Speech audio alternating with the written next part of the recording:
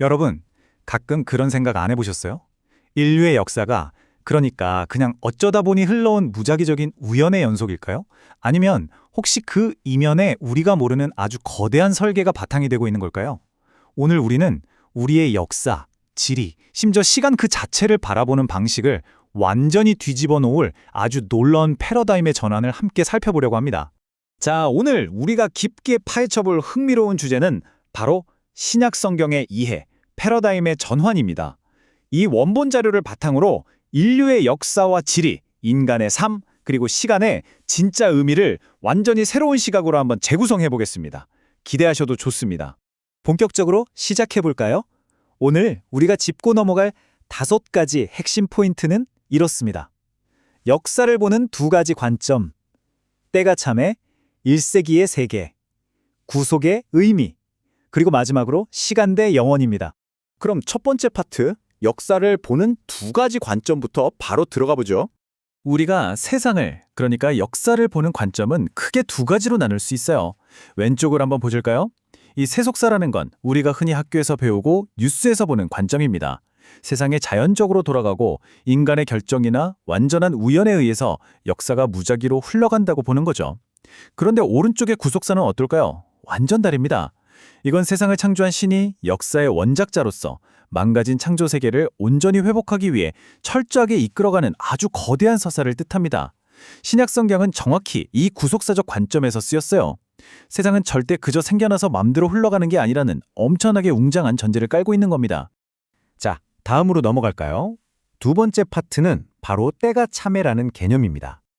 여기서 우리가 진짜 유심히 봐야 할 포인트가 하나 있습니다. 바로 때가 참회라는 구절이에요. 갈라디아서에 나오는 이 짧은 문장이 신약 전체를 꿰뚫는 아주 강력한 닷 역할을 하거든요. 이게 무슨 말이냐면 구원자가 어느 날 갑자기 화요일 오후에 짠 하고 우연히 나타난 게 아니라는 겁니다.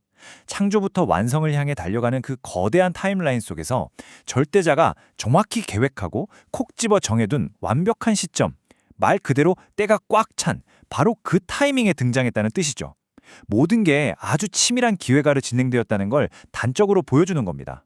세 번째 챕터, 1세기의 세계로 시선을 좀 돌려보겠습니다. 배경을 알아야 진짜 의미가 보이거든요. 지금 이 지도를 한번 유심히 봐주세요. 1세기 지중해 연안인데요. 약간 특이한 점 못 찾으셨나요? 보통 지도를 그릴 때는 어떻게 하죠? 당연히 자기가 제일 중요하다고 생각하는 핵심 국가를 정가운데에 딱 박아놓잖아요. 그런데 이 지도는 당시 세계를 씹어먹던 권력의 중심지가 한가운데 있지 않습니다. 오히려 초기 신앙이 퍼져나간 작은 지명들에 완전히 포커스를 맞추고 있죠. 여기서 진짜 흥미로운 게 하나 나옵니다. 역사적인 엄청난 아이러니죠. 왼쪽의 로마는 다들 아시다시피 당대 세계를 지배하던 정치, 문화의 완전한 중심지, 핫플레이스였습니다.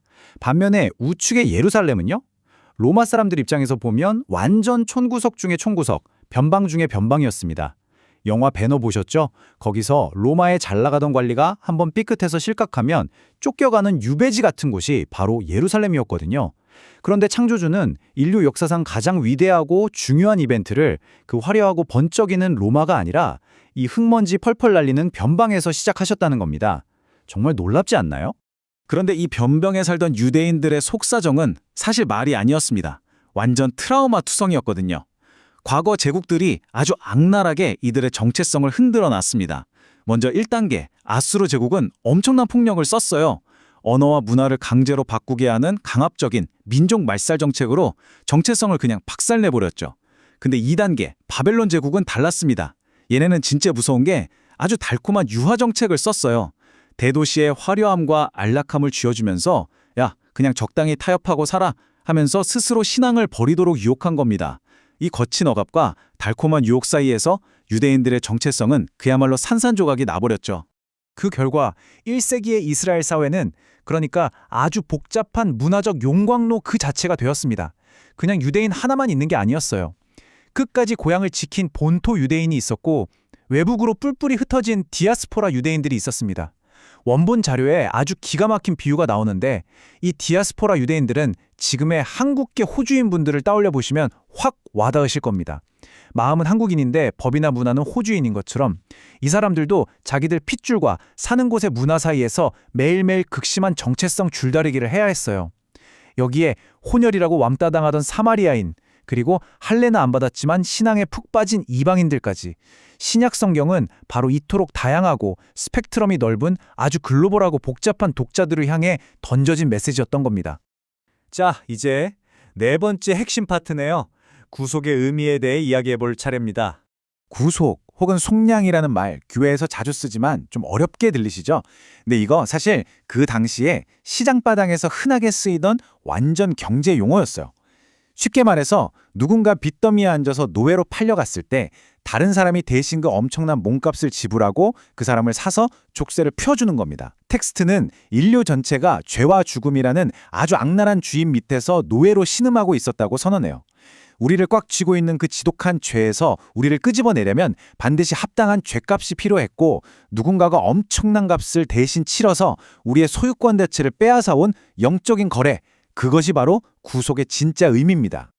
그리고 이게 우리한테 진짜 기가 막힌 사실을 알려주는데요. 신앙을 가진다는 건 사실, 엄밀히 말하면 단순히 머리로 아, 그렇구나 하고 어떤 지식에 동의하는 수준이 아니라는 겁니다. 이건 내 삶의 주인이 완전히 통째로 바뀌는 주권의 전면적인 전환이에요. 죄의 노예에서 생명의 자녀로 소속 자체가 이동해버리는 거죠. 근데 여기서 정말 놀라운 건요. 이 새로운 소속감, 흔히 말하는 하나님의 나라가 우리가 죽어서 나중에 가는 저기 어딘가에 그때 그것만이 아니라는 겁니다. 바로 오늘 내가 발딛고 숨쉬는 이 땅의 현실 한가운데서 이미 새로운 통치를 누리며 살아가는 지금 여기의 이야기이기도 하다는 점이죠. 어느덧 마지막이네요. 다섯 번째 파트, 시간 대 영원입니다.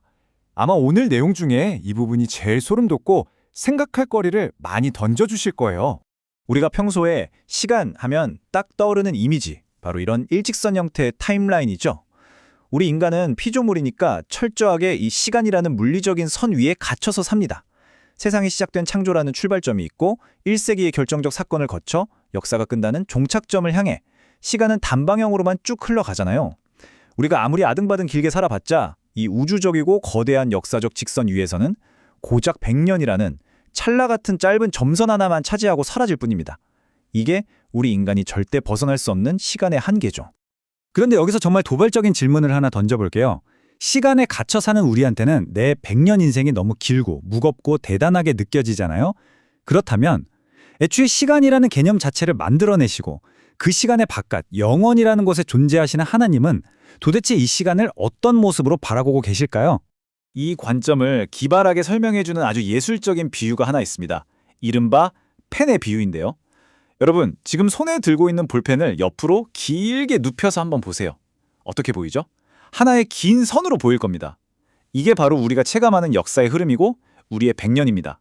근데요, 그 펜을 90도로 꺾어서 여러분 눈앞에 정면으로 딱 세워보세요. 이제 뭐가 보이시나요? 네, 뾰족한 펜 쪽의 끝, 바로 아주 작은 점 하나만 덩그러니 보일 겁니다.